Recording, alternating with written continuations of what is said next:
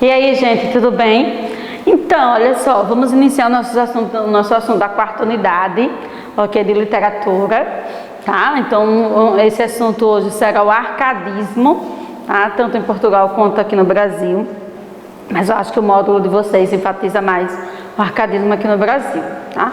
Vocês lembram que nós vimos, né, o quintismo, vimos o barroco, vimos que o barroco ainda, né, é uma manifestação literária, né, do século XVII, que o barroco é a escola do exagero. Vimos que o homem barroco é um homem contraditório, um homem dualista, né, mesmo porque o homem barroco é um homem que vive num período muito antagônico. Você tem a reforma protestante, a contra-reforma, você tem as ideias oriundas lá da idade medieval, do teocentrismo, as ideias oriundas ali do renascimento, não é, do antropocentrismo. Então você tem essas antíteses, esses paradoxos entre fé e razão, entre céu e inferno, não é? Entre a lógica e entre o que é ilógico e o que é lógica, não é? Então você tem essas contradições, você tem esses paradoxos, essas antíteses na literatura barroca. Vimos também que o barroco não ocorreu só na literatura, ocorreu nas artes, na arquitetura, né, na música, ok? Vimos também que essas características barrocas acabam indo para a pintura, para as artes, não é? Por isso, quando vocês vão visitar igrejas, museus do período barroco, você vê esse contraste de cores, cores fortes, né? Cores escuras com cores claras, né? Você vê aquele painel pintado nos tetos da igreja, não é? Que você, né, o seu olhar fixa logo, né, naqueles tons, né, amarelo, né, indicando ali o ouro, né, a grandeza, a grandiosidade, ok? Deixa eu ver.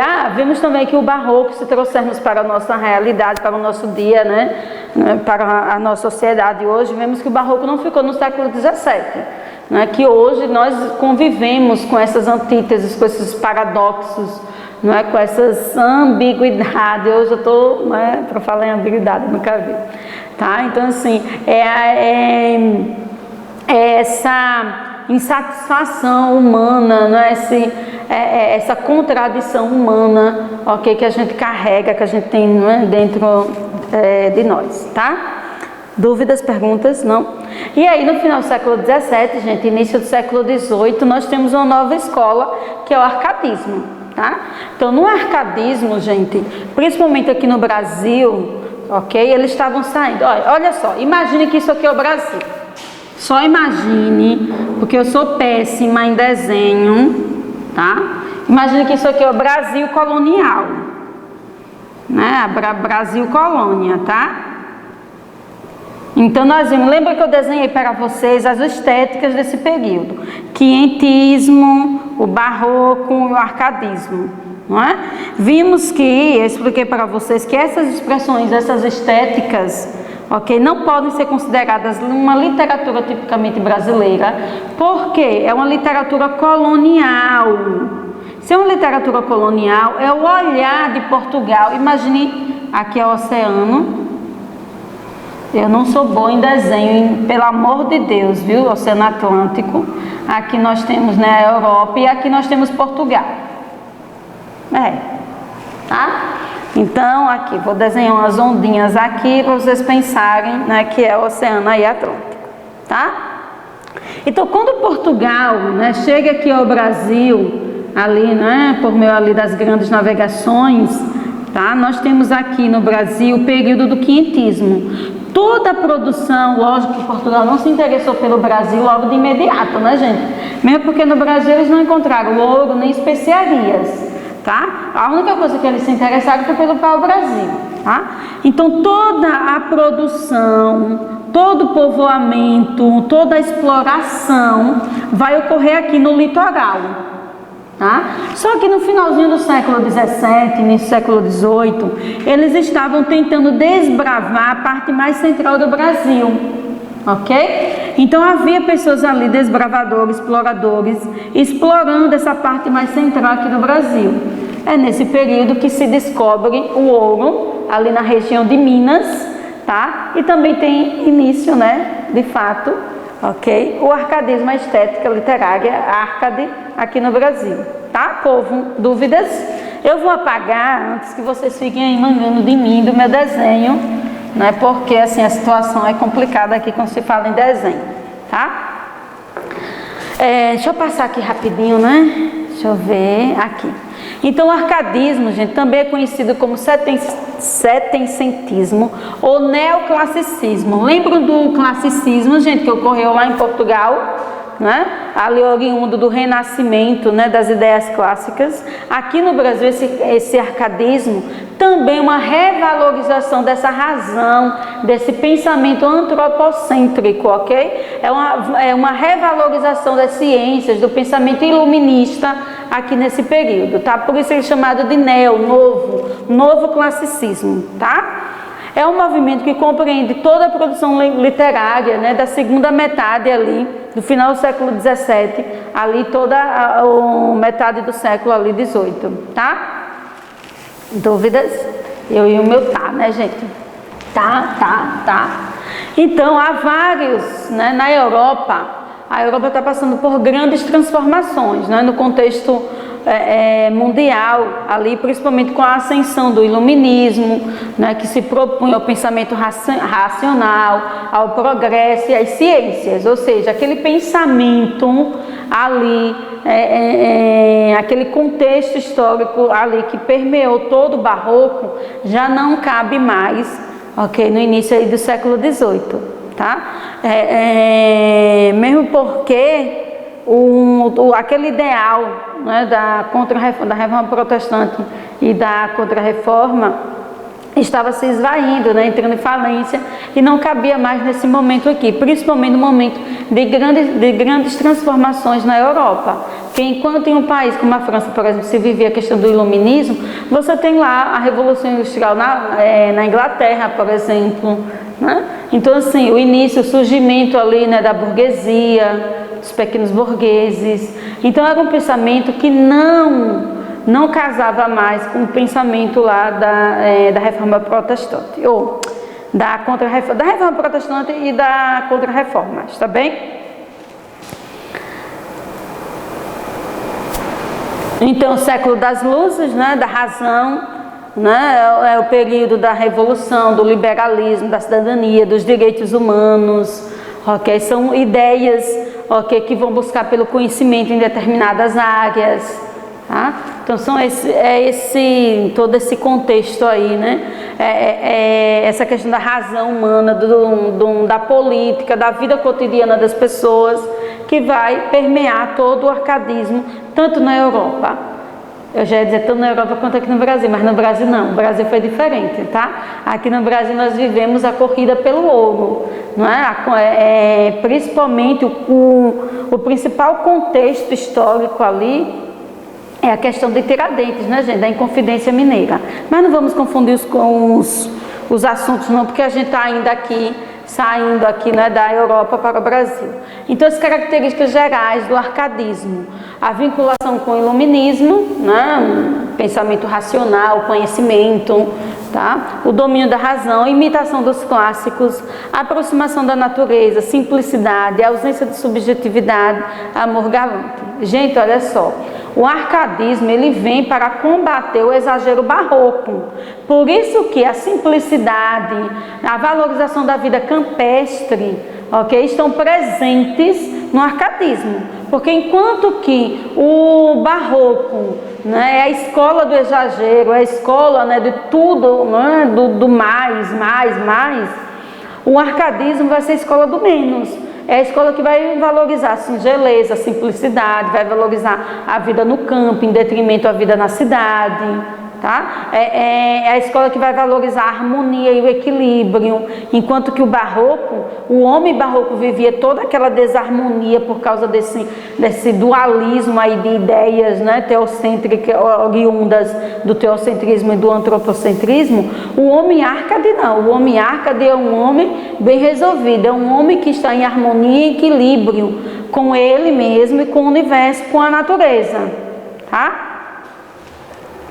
Passando aqui, aí depois as características mais individuais aí do arcadismo: o pastoralismo, ou seja, a vida no campo; o bucolismo, né, a vida simples; o nativismo, a valorização da natureza; a subjetividade; a exploração satírica da realidade burguesa; o universalismo e as formas fixas; a preferência pela cultura clássica e a adoção de pseudônimos pastoris. Gente, pseudônimos é quando você se utiliza de um outro nome, de um cognome, de um nome falso, por exemplo, para não ser identificado. Os artistas, as celebridades utilizam muito, né, desses pseudônimos. Aqui no arcadismo, principalmente aqui no Brasil, gente, os poetas árcades se utilizavam desses pseudônimos porque eles participavam ali do movimento da Inconfidência Mineira e eles não queriam ser descobertos. Então eles se utilizavam de pseudônimos pastoris, ok? Para não serem descobertos, e as suas amadas, as suas musas, também eles davam nomes pastoris ou nomes campestres, tá? Gente, não relacione essa palavra aqui, pastoris, com pastores não, viu? Pelo amor de Deus, quando se fala em... É porque a origem, né, a etimologia da palavra pastor era aquele que cuidava de ovelhas, tá? Então, não relacione aquele que faz pregação, essas coisas não, tá? Tô rápida, né, gente? Mas qualquer dúvida já sabe, tá? Outra característica do arcadismo é o resgate dos temas clássicos. E para isso, gente, eles vão se utilizar, ok, de expressões latinas. Essas expressões latinas como, né, acabei de falar, né, fica até redundante, expressam, mas valorizam justamente as ideias do arcadismo, que é a simplicidade, a harmonia, o equilíbrio, né, a vida campestre, o bucolismo, tá? Então a primeira delas é fugere urbem, ou seja, fuga da cidade. O poeta árcade, ele não valoriza a vida urbana, ele não valoriza toda aquela agitação, ok, das cidades. Para ele, quanto mais isolado, quanto mais ele viver no campo realmente, em contato com a natureza, melhor, tá? A aura mediocrita, né, ou a mediocridade, né, dourada, é a valorização das coisas cotidianas, das coisas simples, o uso da razão e do bom senso, tá? E do bom gosto também. Locus amoenus, é um lugar amenus, né? Um lugar onde você vai encontrar sua paz, seu equilíbrio, sua harmonia, ok? E nutilia trucati. E nutilia trucati, gente, é cortar o que é inútil. Todos nós deveríamos fazer isso todos os dias em nossas vidas, né? Cortar aquilo que não nos faz bem, né? Cortar aquilo que não nos acrescenta, que não nos faz crescer como homens, como mulheres, né? Como seres, né? Que não nos ajuda a amadurecer, né? Então tudo aquilo que faz com que a gente fique estagnado, a gente deve cortar. Aquilo que não nos faz bem, a gente deve cortar. Acabou, vira a página e pronto, né? Então, assim, inutilia trucati, cortar o que é inútil, eliminar os exageros, né? A questão da linguagem, separar o que é bom do que é ruim, tá? É isso aí. Carpe diem, gente, é curtir, é viver o dia, é cantar o dia, viver o presente, né? Tem gente que está tão apegada ao passado que não vive o momento, não é? Então, assim, é viver, aproveitar, né? Ter prazer no momento ali, naquela ação ali momentânea, ok? E deixar o passado, né, de lado, não é? É viver, pois o tempo, gente, é fugaz, o tempo é efêmero, o tempo passa. Então ontem você era criança, hoje você é adulto, amanhã você já é velho.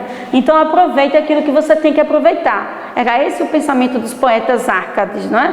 Olha, aproveite, porque vai passar. tá? O tempo, assim como a sua vida, a sua idade é efêmera, é passageira, ok? Então são essas características, sintetiza aqui, não é? Essas características, ok, do arcadismo, tá? Dúvidas? Não, né, gente?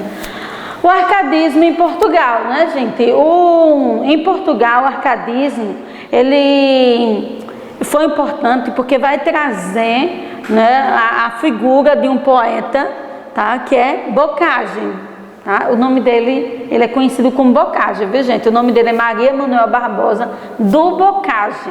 Porém, ele é mais conhecido como Boccaccio, tá? Ele é o principal poeta do arcadismo em Portugal, tá? Teve uma vida preguiça, né? Se alistou, foi para o exército, saiu de casa muito cedo, ok? E não teve uma vida assim tão boa, assim, tão alegre, né? Ele teve um final de vida assim um pouco triste. Ele adotou um pseudônimo como é o Mano Sadino. A obra de Boccaccio é dividida em duas fases. A primeira é composta por temas satíricos, premiada de erotismo e humor profano. Lembra que eu disse que ele não teve assim uma boa, né, uma vida assim boa, agradável? Olha só. Depois que ele sai, que ele viaja, abandona, né, a amada dele, né, a noiva dele, e viaja, vai para a guerra. Quando ele volta, a amada dele já casou com o irmão, e aí ele, desapontado, começa a escrever poesia. Só que, gente, ele vai escrever uma poesia que chocava o público da época. Porque imagina, em pleno século XVIII, você escrever uma poesia permeada de erotismo e de humor profano. O cara era muito inteligente, né, gente? Ele pensava além de sua época, porque tudo que ele escrevia ia de encontro àquela coletividade ali portuguesa, né? Ia de encontro àquela sociedade hipócrita, né? Aquela sociedade, né, que primava, entre aspas, aí, pelos bons valores, né? Pelo bom comportamento, isso aqui. E Boccaccio era justamente aquilo que ninguém, né, tinha todas as características que ninguém queria para um filho, né, para um genro, tá? Então ele foi muito perseguido por causa disso, por causa dessa sua poesia aí permeada de erotismo e humor profano, tá? A segunda parte de sua poesia é o período lírico, tá? É quando ele adota um procedimento assim, né? Quando ele começa a escrever, na verdade, de forma assim mais amena. É como se ele estivesse se redimindo por escrever uma poesia tão profana, tão erótica, né, que chocava ali o público. Ele disse, bom, então eu vou me redimir, né? E aí ele já está numa idade, o amadurecimento também em relação à idade faz com que ele pense, ele começa a escrever temas mais líricos, não é? Uma poesia mais lírica, uma poesia mais amena, uma poesia mais harmoniosa, uma poesia que ia, na verdade, né, gente, de interesse, né, aos interesses da sociedade da época, ok? Então a poesia dele, né, vai falar sobre amor, desilusão amorosa, né, dramas existenciais, cenas noturnas, né, apreço pelo mistérios, né, com um certo sentimentalismo, ok? Ele é também considerado um autor pré-romântico.